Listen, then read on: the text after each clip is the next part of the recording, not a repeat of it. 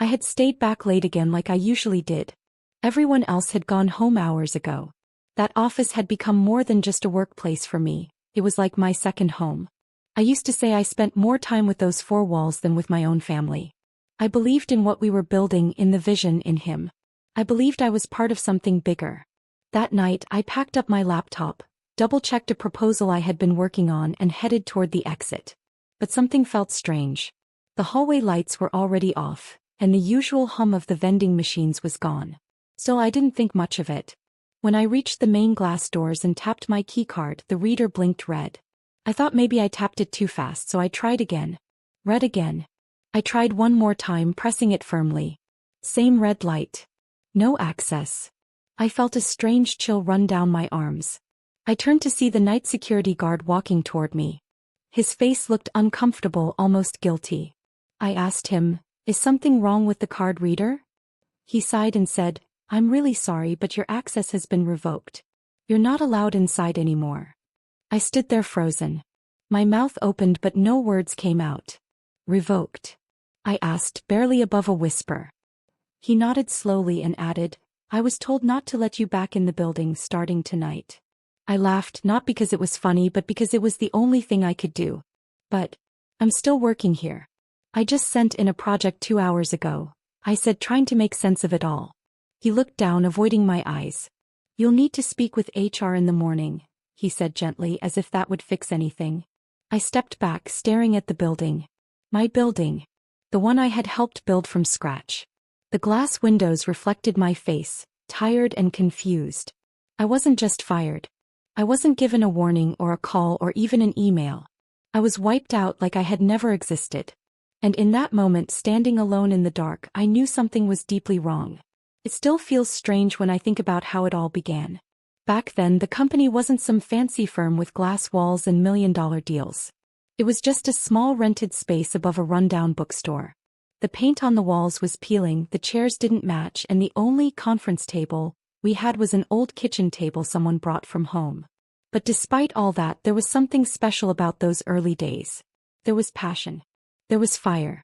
And most of all, there was trust. He hired me when no one else wanted to. I was just out of college, nervous, unsure of myself. But he said, "I see something in you." Those words meant everything to me. I didn't have much experience, but I had drive. So I threw myself into the work. I answered every client call like my job depended on it, because it did.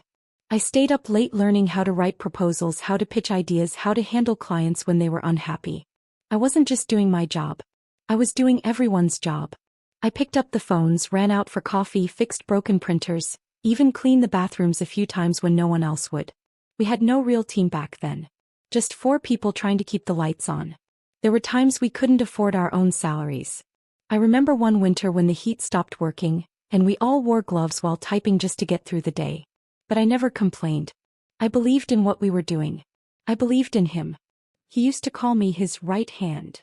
He'd say it proudly during meetings, tell clients, "She's the backbone of this place." And I believed him. He would confide in me, ask my opinion before making big decisions. We celebrated small wins like they were major victories. Our first big client, our first real office space, the first time we hit 6 figures. I remember crying in the hallway the day we landed our first $100,000 contract. He hugged me and said, "We did this together." When things got tough, I stayed. When other employees left for better offers, I stayed. When he messed up a deal and needed someone to take the blame quietly, I stayed. I thought we were building something as a team.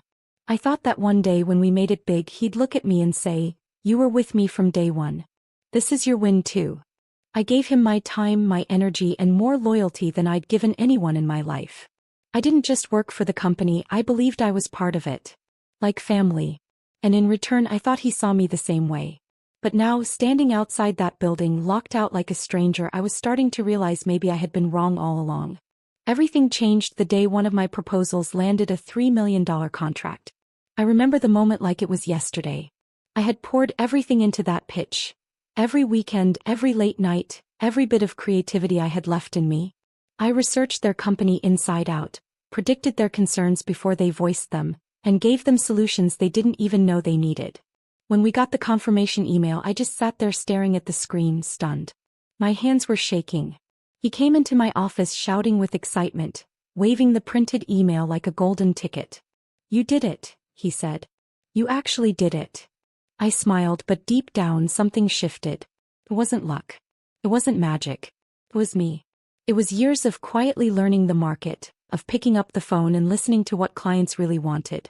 It was all those times I stayed behind, perfecting details no one else noticed. That deal didn't fall from the sky. I had built a ladder to reach it. And that deal was just the beginning. After that, the momentum exploded. Clients started calling us. Big ones.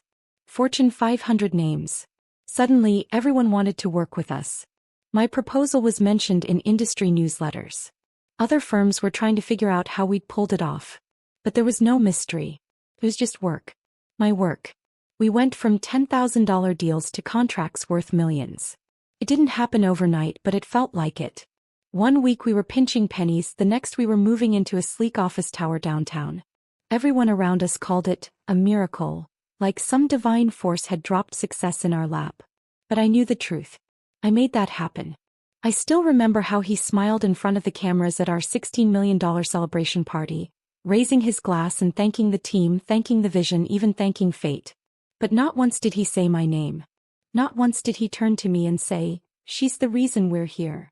At first I told myself it didn't matter. That I knew the truth and that was enough. But after everything I had given, after all the years of sacrifice, it stung more than I wanted to admit. I sat there in my fancy dress, clapping like everyone else, while he soaked in the praise like a king. Till I stayed. I thought maybe he was just caught up in the moment. Maybe the recognition would come later. Maybe loyalty still meant something. But now, standing out in the dark, locked out of the very place I helped build, I realized that moment was never coming. He had used my work to climb to the top. And once he got there, he shut the door behind him, right in my face. Just 2 days after we signed the biggest deal in the company's history, he asked me to come into his office.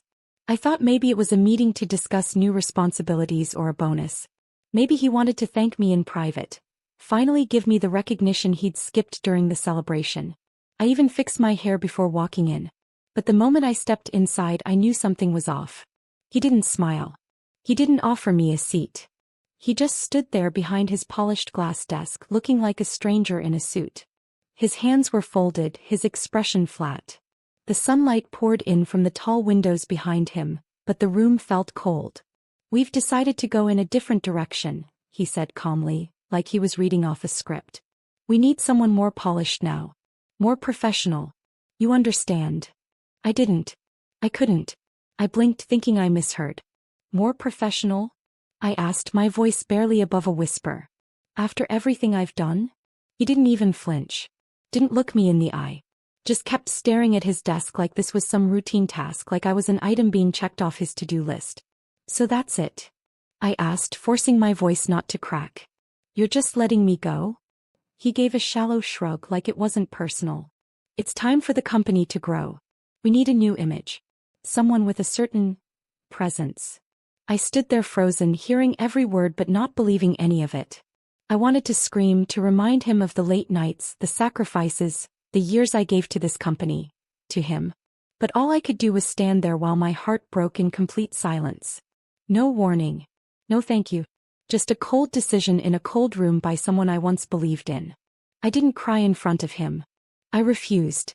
I walked out with my head high, even though every step felt like it weighed 100 pounds. The employees outside looked away, pretending not to notice. Maybe they had heard. Maybe they were told not to ask questions. That day I realized I wasn't just being let go. I was being erased. My badge was deactivated. My email wiped.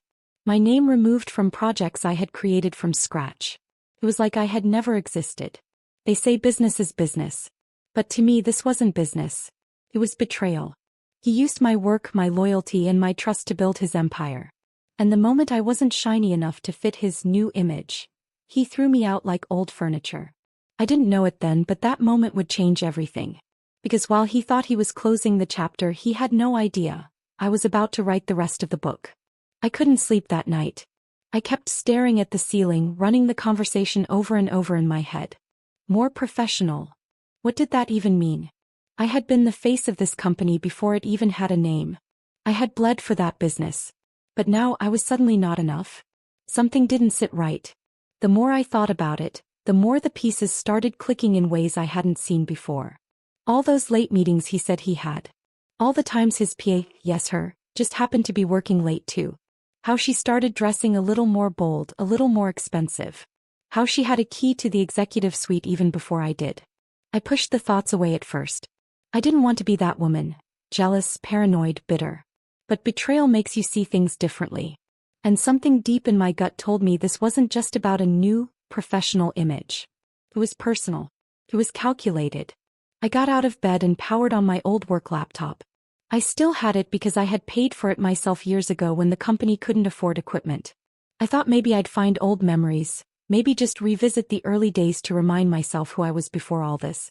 Then I remembered something we used to use when it was just the two of us, an old shared drive.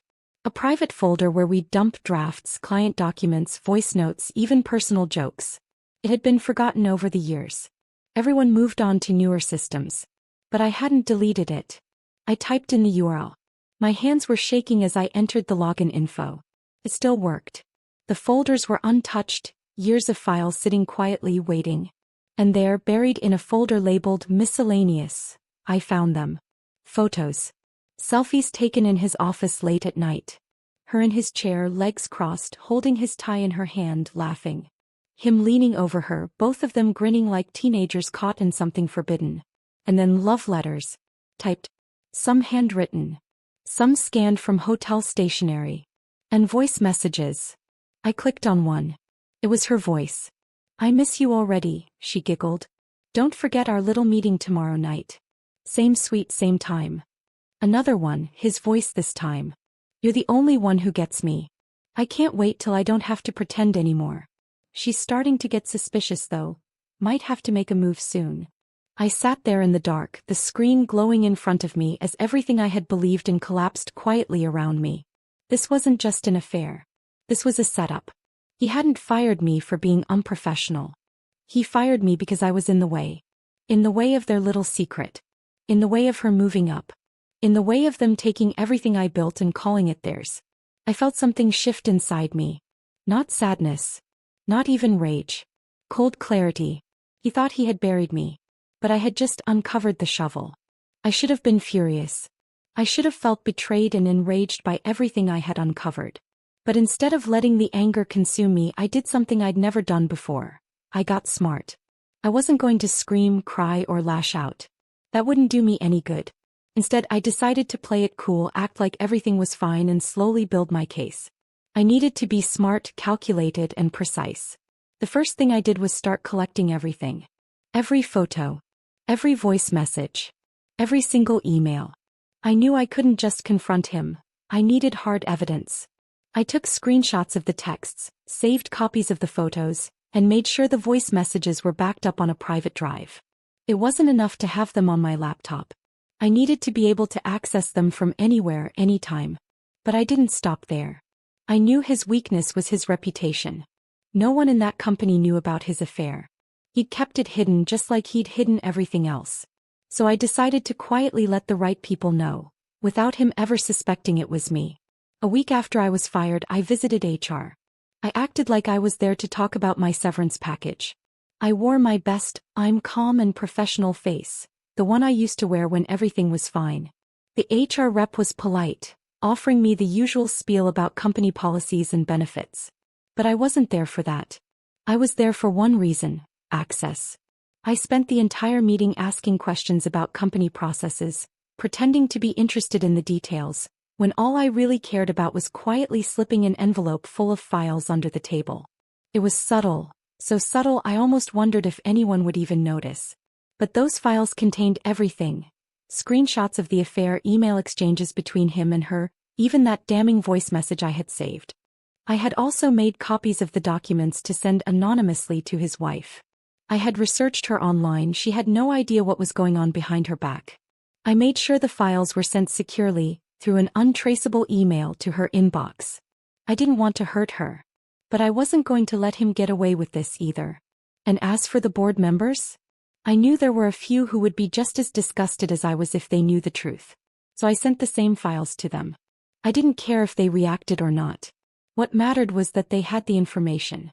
While he thought I was powerless, lost and jobless, I was plotting. I wasn't done yet. I had given everything to that company and now it was time to take it all back. But I had to be careful. He couldn't know it was me.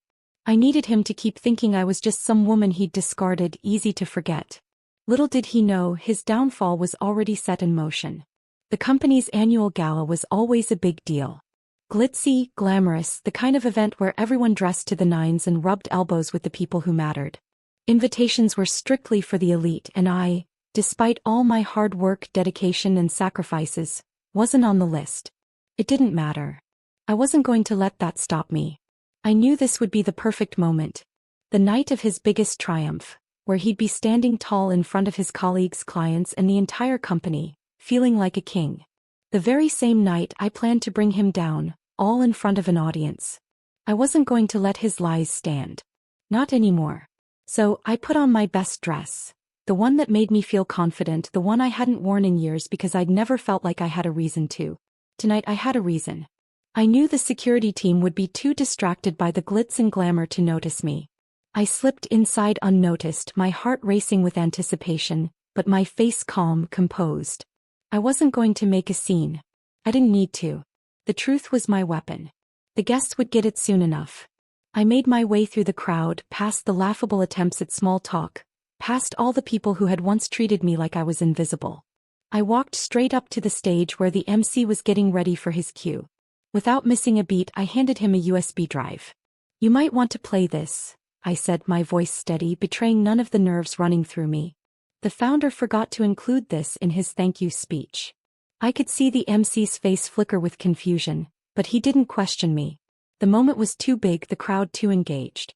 I stepped back, stood in the shadows and waited. The crowd's chatter faded as the MC turned on the USB. The screen behind him flickered to life. And there was everything. The photos. The voice messages.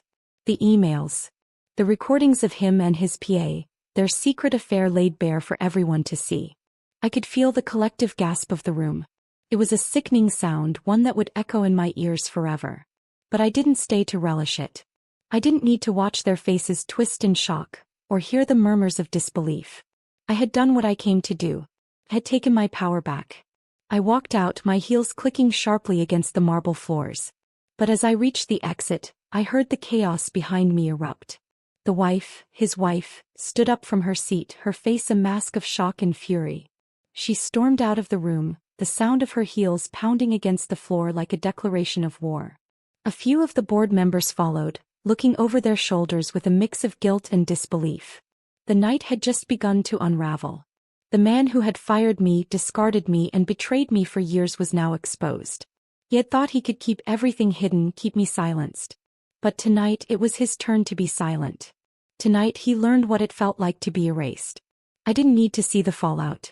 I knew it would be big. But I'd already done my part. I had my revenge and I walked away knowing that I was the one who controlled this story now. Not him. It didn't take long for the storm to hit. It was like a domino effect. One piece falling and then everything else following suit. His wife filed for divorce the very next day. The media had a field day with it. Headlines screamed about the public betrayal, the affair with his personal assistant, the destruction of his carefully crafted image. She didn't waste any time. She walked away and suddenly he wasn't just a CEO losing his reputation. He was a man who had lost everything. His wife. His dignity. His privacy. The very foundation of his life shattered. Then came the board members. Two of them, both longtime allies, resigned within 48 hours.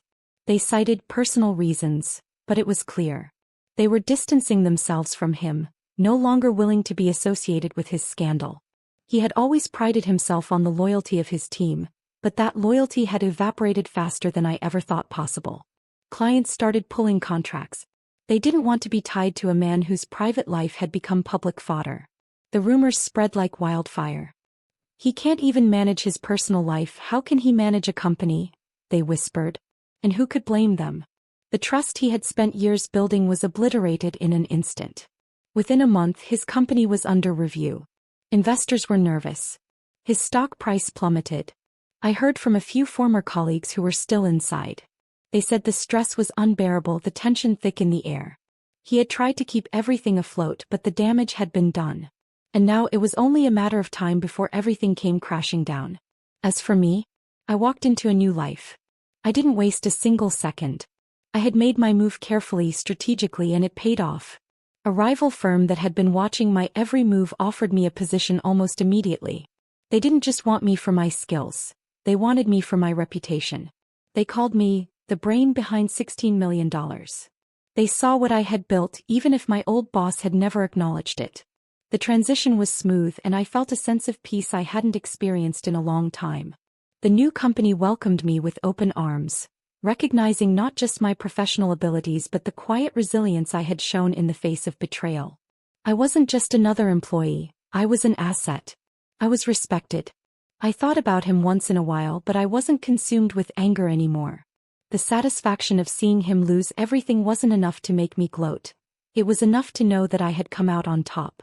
While he floundered, drowning in the mess of his lies, I was thriving in a place where my skills were valued, where my hard work was finally recognized. Revenge, as it turns out, is sweet, but it's even sweeter when it's delivered with class. I hadn't just taken back my dignity. I had taken back control of my life. He fired me thinking I was a liability, but I turned out to be his biggest loss.